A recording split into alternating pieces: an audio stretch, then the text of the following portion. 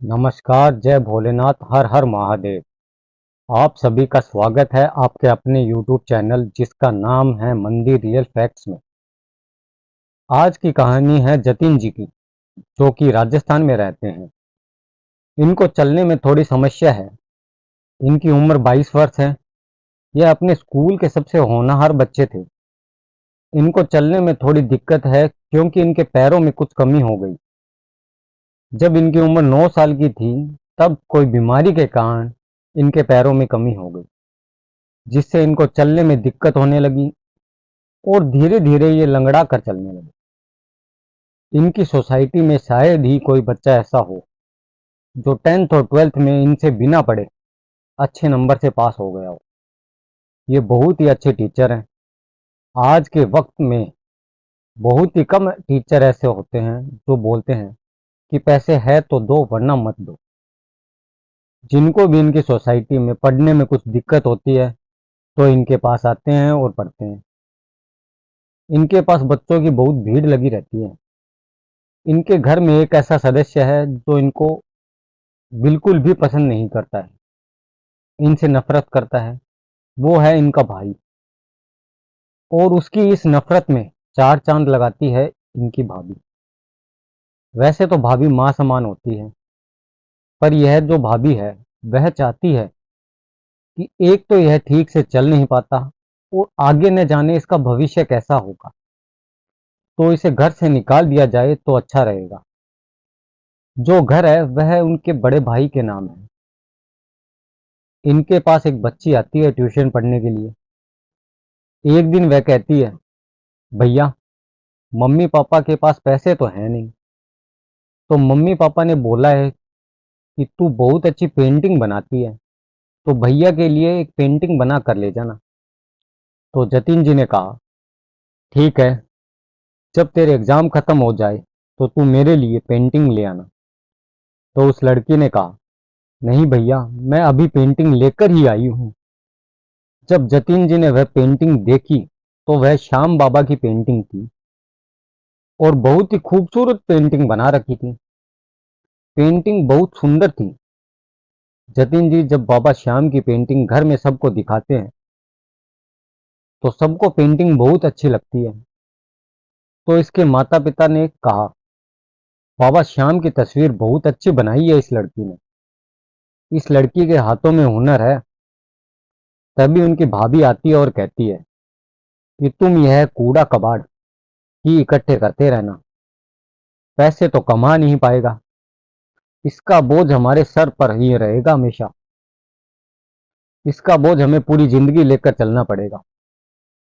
तो जतिन जी ने कहते हैं, भाभी, मेरा बोझ लेकर नहीं चलना पड़ेगा। जब आप कहोगे मैं कहीं और जाकर रहने लग जाऊंगा। तो इसके मम्मी पापा ने कहा, क्या मतलब है तेरा, तू हमसे दूर रहेगा? तो जतिन जी ने कहा, अरे नहीं मम्मी पापा, आप दोनों और मैं तीनों कहीं और रहेंगे। भैया की अब शादी तो हो ही गई है और जब भाभी नहीं चाहती कि हम सब यहाँ रहें तो हम सब यहाँ से चले ही जाते हैं। तो पिता ने कहा, ऐसी छोटी छोटी बातों पर दिमाग खराब नहीं करते। तो जतिन जी ने कहा, नहीं पापा, मुझे ऐसे लगता है कि हमें इस घर छोड़कर चले ही जाना चाहिए, क्योंकि 3 दिन पहले इन्होंने आपको भी बोला था। वह तो मैं किसी लायक नहीं हूँ, कुछ कमाता नहीं हूँ, वरना मैं उसी समय जवाब दे देता कि मेरे पिता से इतनी बदतमीजी से बात करने की आपकी हिम्मत कैसे हुई। तभी बड़ा भाई आता है और कहता है कि कुछ दिन नहीं, तू आज ही घर से छोड़कर जाएगा। तेरी हिम्मत कैसे हुई तेरी भाभी से ऐसी बातें करने की? तो जतीन जी ने बोला, भैया, इन्होंने मम्मी पापा और मुझे किन शब्दों के साथ बुलाती है वो तो आपने सुना ही है। तो जतीन जी के भाई ने कहा, हाँ, जब तू ऐसा है तो तुझे ऐसे ही बुलाएंगे, हमें कभी कभी याद नहीं रहता कि तेरा नाम क्या है। और दोनों पति पत्नी हंसने लग गए। पिता ने यह बात आगे न बढ़े इसलिए कह दिया, ठीक है, जल्दी ही हम कहीं और चले जाएंगे। अब भाभी और बड़ा भाई बहुत खुश हो गए। तो जतिन जी ने बाबा श्याम की तस्वीर को देखकर कहा, कि बाबा के आते ही हम घर से बेघर हो गए। सुना था आप चमत्कार करते हो, पर यह कैसा चमत्कार है? यहाँ से तो बुरा वक्त शुरू हो रहा है। मैं किसी लायक नहीं हूँ, इतना कमाता नहीं हूँ, ट्यूशन से भी कितना ही कमा पाता हूँ। माता पिता को कह मैं कैसे खुश रख पाऊंगा, समझ नहीं आता। और यह राजस्थान में रहते हुए भी खाटू श्याम नहीं जा पाए कभी, क्योंकि यह चाहते तो थे जाना, पर इनके पास कोई ऐसा नहीं जो इनको खाटू श्याम तक लेकर जा पाए। खाटू तक जाना इस लड़के के लिए थोड़ा पॉसिबल कम है, क्योंकि यह घर से ऑटो स्टैंड तक भी बहुत मुश्किल से पहुंच पाता है। आज उनके माता पिता को यह बहुत दुखी है। रात हो गई, इसको नींद नहीं आ रही थी, तो इसने न जाने कौन सी किताब उठाई और पढ़ना शुरू कर दिया। इसकी आदत थी किताबें पढ़ने की, और किताब पढ़ते पढ़ते सुबह के 4 बज गए। सुबह के 4 बजे यह घर से बाहर आया, और 2-3 घर चलने के बाद ही एक भाई साहब मिले, और उनसे कहता है कि आसपास कोई कमरा हो जहां मैं और मेरी मम्मी पापा रह सकें तो बताइएगा। तो भाई साहब बोलते हैं कि क्यों मजाक कर रहे हो बेटा, तुम्हारा तो खुद का घर है इतना बड़ा। तो जतिन जी ने कहा कि नहीं, अब मैं उनके साथ नहीं रह सकता हूँ, थोड़ा जरूरी है। तो उन्होंने कहा समझते हैं बेटा, शादी को 4 महीने हुए हैं, हमें इतनी तो दुनियादारी समझ आती है। ठीक है, मैं तुम्हें 1-2 दिन में देख कर बताता हूँ। तो जतिन जी ने कहा 1-2 दिन नहीं, आज ही चाहिए, हमें आज ही इस घर से दूसरी जगह शिफ्ट होना है। भाई साहब बोले ज्यादा बात बढ़ गई है तो तू परेशान मत हो, तू हमारे घर रह सकता है। जतिन जी ने कहा ऐसे नहीं, बस आप मदद कर दो। और मदद मांगते मांगते यह 4-5 मकान और आगे आ गए, तो दोनों पैरों में चलने में थोड़ी समस्या होने लगी। तो यह स्ट्रीट लाइट के खंबे को पकड़कर नीचे बैठने लगे। तभी किसी ने इनका हाथ पकड़ा और वापस ऊपर उठा दिया और कहा यहां जमीन पर इस तरह नहीं बैठते, आप घर चलो। यह लड़खड़ाता हुआ घर तक आया, उसका धन्यवाद किया, पर यह उसका चेहरा नहीं देख पाया, और कौन था, और आज भी नहीं पता कि वह कौन था, और आज भी नहीं पता कि वह कौन था। अब यह घर आता है और अपने माता पिता से सारी बात बताता है कि मैं कुछ लोगों से बात की है, और एक ने तो कहा है कि आप हमारे घर रह सकते हो, मम्मी पापा ने मना कर दिया। इसके पापा ने कहा मेरे पास कुछ कागज हैं जिनसे थोड़े पैसों का इंतजाम हो जाएगा। मेरा एक दोस्त है, ये कागज उसको देने हैं जाके, इसके बदले में हमें इतने पैसे मिल जाएंगे जिनसे हम एक छोटा सा घर ले सकते हैं।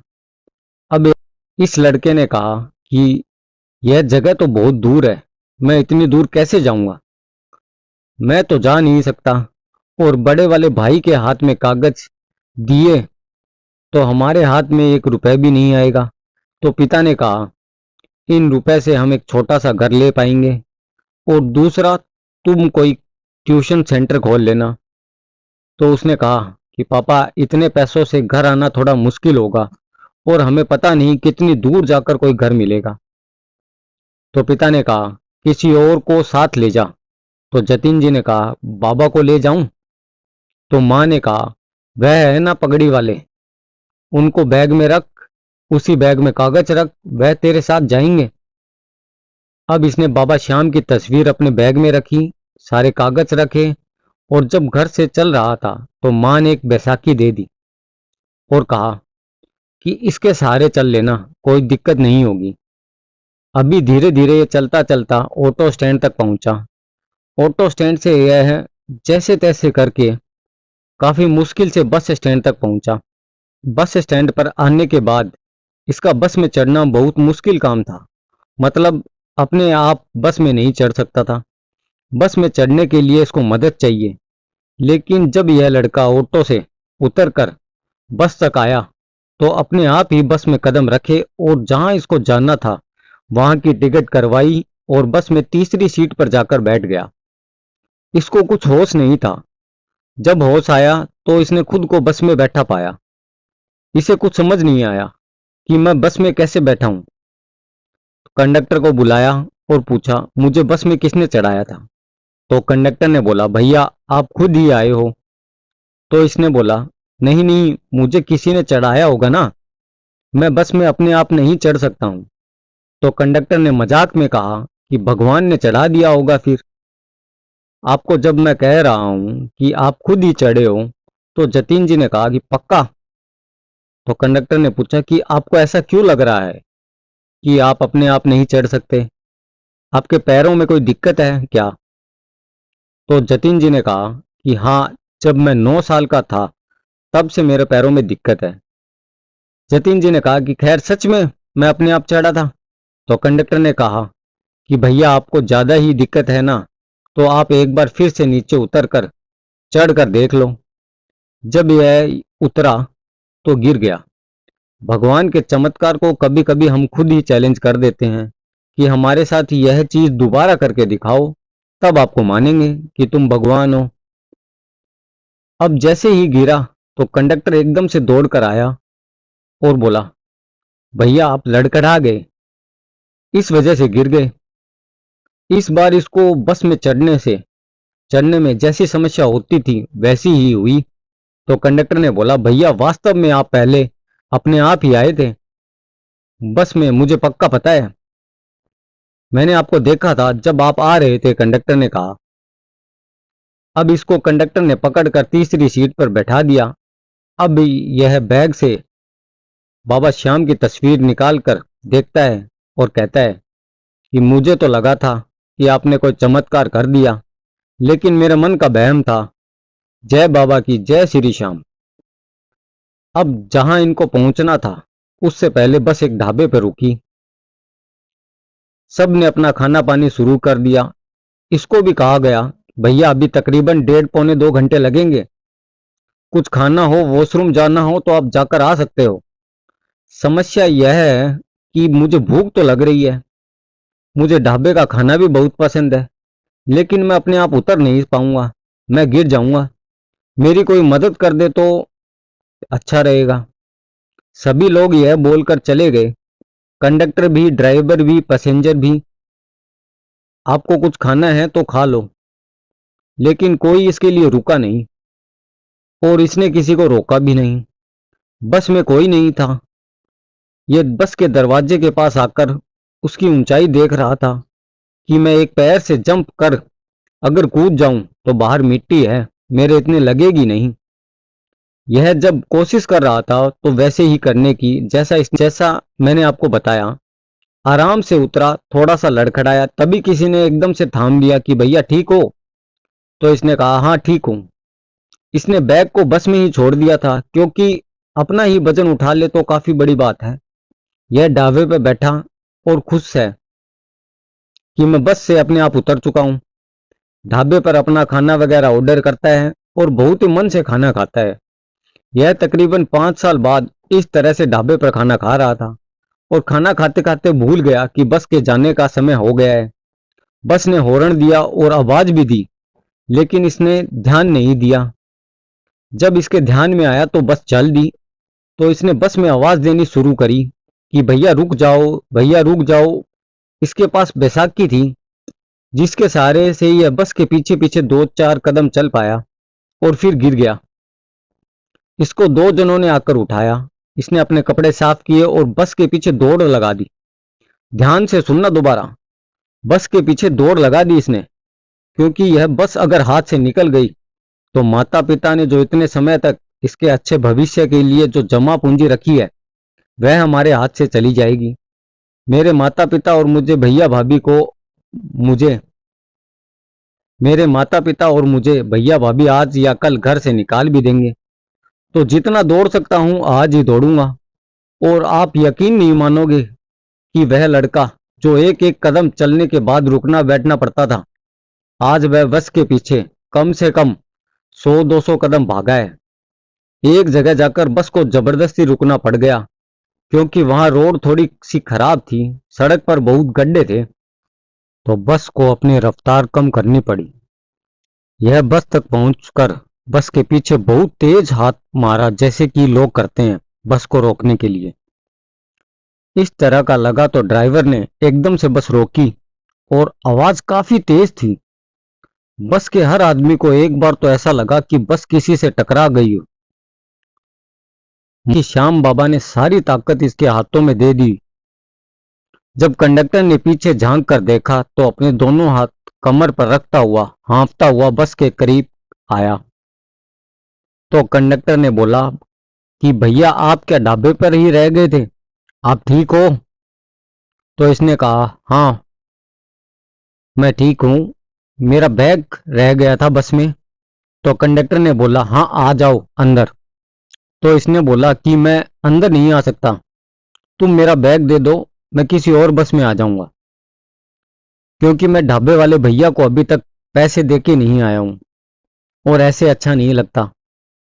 तो कंडक्टर ने कहा कि देखो, मैं आपको कह रहा था ना कि आप बस में अपने आप ही चढ़े थे, अभी भी आप आराम से ही खड़े हो और आराम से ही भागते हुए आए हो।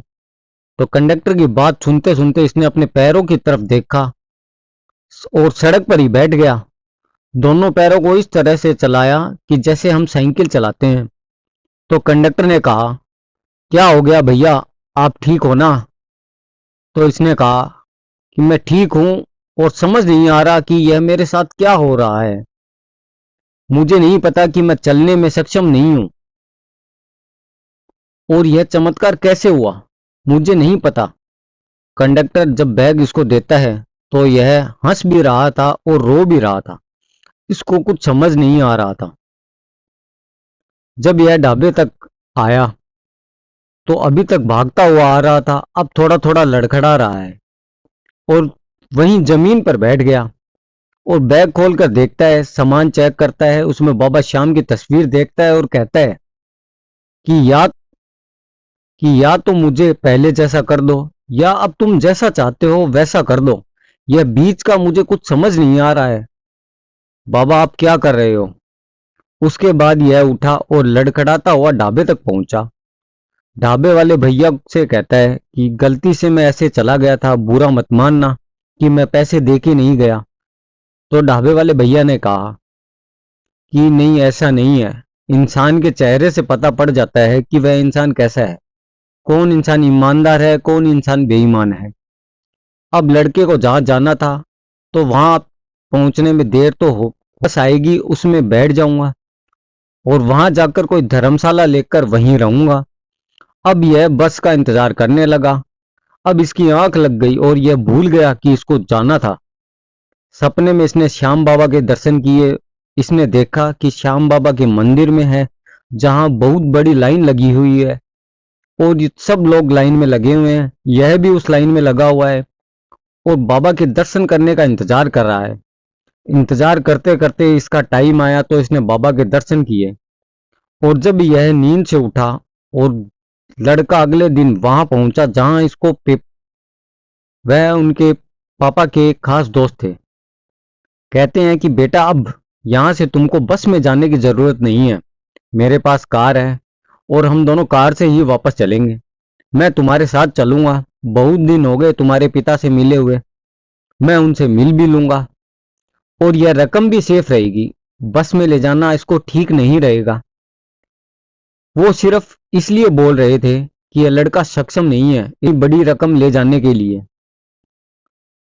वह इसे जाहिर नहीं करवाना चाहते थे कि यह इसे ले जाने में सक्षम नहीं है, इसलिए उन्होंने ऐसा बहाना बनाया कि मैं तुम्हारे साथ चलता हूं तुम्हारे माता पिता से मिलने के लिए। तो इस लड़के ने कहा कि अगर आप ऐसा सोचते हैं कि मैं सक्षम नहीं हूं पैसों को ले जाने के लिए, तो आप बिल्कुल गलत सोच रहे हैं, मैं बिल्कुल ठीक हूं। इसने दो तीन जंप मार कर दिखाए। यह उनको यकीन नहीं हुआ तो उन्होंने पूछा कि बेटा, किस डॉक्टर को दिखाया था? तो इसने अपने बैग से बाबा श्याम की तस्वीर कर निकाल कर दिखाई और बोला, इन्हें दिखाया था। तो वे बोले कि यह तो बाबा श्याम की तस्वीर है, मैं डॉक्टर का पूछ रहा हूं, डॉक्टर कौन था बेटा? तो इस लड़के ने कहा, यही है वो डॉक्टर। उन्होंने कहा कि तुम्हारे माता पिता ने बताया नहीं, अभी 3 दिन पहले ही फोन पर बात हुई थी, तब भी नहीं बताया उन्होंने। तो इस लड़के ने कहा कि अभी उनको भी नहीं पता है, और इस लड़के ने उनको सारी बात बताई। तो फिर वे बोले कि अब तो मैं भी तुम्हारे साथ जरूर चलूंगा और उनके चेहरे को देखना चाहूंगा जब उनको पता चलेगा इस बारे में। यह दोनों जब वापस आए और माता पिता के सामने यह जानबूझकर वैसे ही चलता हुआ आया जैसे यह पहले चलता था, तो माता पिता ने कुछ गौर नहीं किया। तो माँ से कहता है कि मैं तुम्हारे लिए चाय बना देता हूँ। माँ ने बोला, अरे बाहर से तू आया है और यह भी आए हैं, और कमाल हो गया, इन्हें 3 साल हो गए हमें देखे हुए और आज यह भी आए हैं। तो इनके पिता के दोस्त ने कहा कि यह तुम्हारी अमानत। तो इनके पिता ने कहा, अमानत को रखो साइड में, पहले यह बताओ कि 3 साल बाद आज याद आई है मेरी। पिता के दोस्त ने कहा कि आज तुमको बहुत बड़ी खुशखबरी देनी थी, तो सोचा मैं खुद ही आ जाऊं। तो इनके पिता ने कहा कि कैसी खुशखबरी? नई गाड़ी ले ली उसकी, हमें पता है। अब भैया भाभी कहीं पिक्चर वगैरह देखने जा रहे थे, इन सभी को देखकर मुंह सा बनाते हैं और चले जाते हैं पिक्चर देखने के लिए। रसोई से जब यह चाय बनाकर ला रहा था तो गौर किया पापा ने कि तू आराम से चल पा रहा है। उसने चाय के कप रखे और अपने पापा का हाथ पकड़कर घर में दौड़ लगा दी। इनका घर काफी बड़ा है। जय बाबा की करते हुए जब माँ ने यह देखा तो उनकी आंखों में आंसू आ गए कि यह सब क्या है। आज तक नहीं पता कि कैसे हुआ। ये अब घर में ये अब घर से आ चुके हैं और अब यह दिल्ली में रहते हैं और एक बहुत ही अच्छी मल्टीनेशनल कंपनी में इनकी जॉब लग चुकी है, और यह अपन अब भी पार्ट टाइम ट्यूशन करते हैं और पैसे अब भी नहीं लेते ट्यूशन के। इनकी यह कहानी अगर आपको अच्छी लगी तो एक लाइक जरूर करिएगा और लिखिएगा जय श्री श्याम। सच में चमत्कार होते हैं और चमत्कार सिर्फ भगवान ही कर सकता है। यह आपके और मेरे बस की बात नहीं है, बस आपको विश्वास करना पड़ेगा। आज की कहानी में इतना ही। आज की कहानी अगर आपको अच्छी लगी तो लाइक करिए और शेयर जरूर करिएगा। धन्यवाद।